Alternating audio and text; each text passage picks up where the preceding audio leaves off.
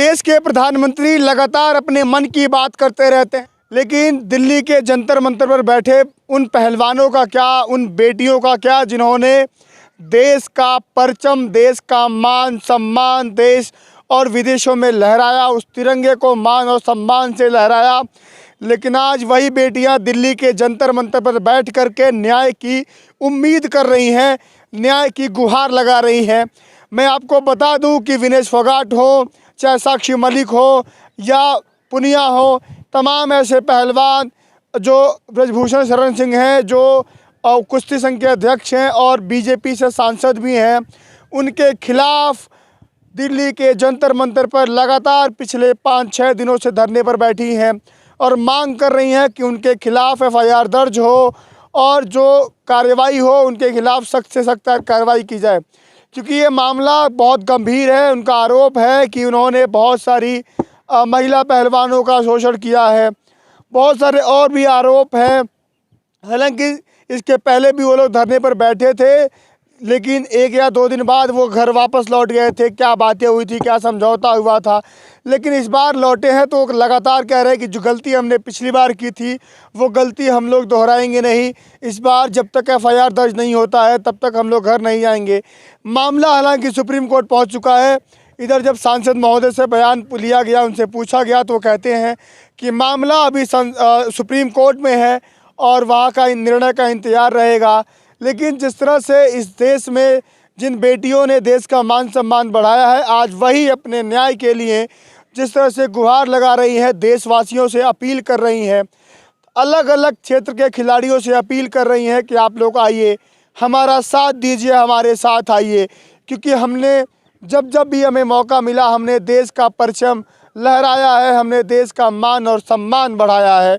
लेकिन आज जब हमें ज़रूरत है, जब हम एक न्याय की लड़ाई लड़ रहे हैं, तो हमारे साथ क्यों नहीं वो प्रधानमंत्री आ रहे हैं, क्यों नहीं वो देश के खेल मंत्री आ रहे हैं, जो हमारे ही मेडल जीतने के बाद हमसे बातें किया करते थे, हमसे ओलंपिक में जाने से पहले हमसे मिलते थे, हम लोग मेडल जीत के आए तो हमसे मिलते थे।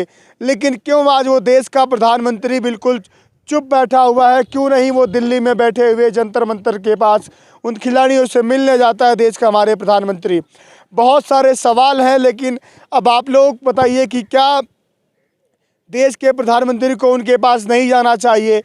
जो प्रधानमंत्री लगातार अपने मन की बात करता हो, क्या उनको उन बेटियों की, उन खिलाड़ियों की बात, उनके मन की बात क्या नहीं सुननी चाहिए? दिल्ली में जो पीएमओ आवास है वो जंतर मंतर से ज़्यादा दूर भी तो नहीं है। तमाम देश के मीडिया, बड़े बड़े मीडिया क्यों नहीं इस खबर को दिखा रहे हैं? क्यों चुप्पी बनाए बैठे हैं जब ये मान और सम्मान की बात है? तो मैं बता दूं कि ओलंपिक के स्वर्ण पदक विजेता नीरज चोपड़ा का भी बयान आ चुका है। उन्होंने बोला है कि बहुत ही शर्मनाक का विषय है कि जो खिलाड़ी दिन रात मेहनत करके देश का परचम लहराता है, देश का मान और सम्मान, पोडियम पर खड़ा होकर के तिरंगा लहराता है, आज वो देश की सड़कों पर न्याय की उम्मीद लगा रहा है, न्याय के लिए दर और बदर भटक रहा है। दिल्ली की सड़कों पर सो करके रातें गुजारनी पड़ रही हैं। आखिर क्या है उस सांसद के अंदर, ब्रजभूषण शरण सिंह के क्या ऐसा खौफ है या क्या कौन सी ऐसी बात है जिसको लेकर के सरकार उनके खिलाफ नहीं जा सकती है, या कौन सी वो जांच का विषय है जो सरकार मामला बहुत दिनों से चला आ रहा है, क्यों नहीं अब तक इस पर कोई ठोस कार्रवाई या कदम या कोई जांच कमेटी बिठाई गई? तमाम बहुत सारे सवाल इर्द गिर्द घूम रहे हैं। मैं बता दूं कि 24 का चुनाव भी आने वाला है।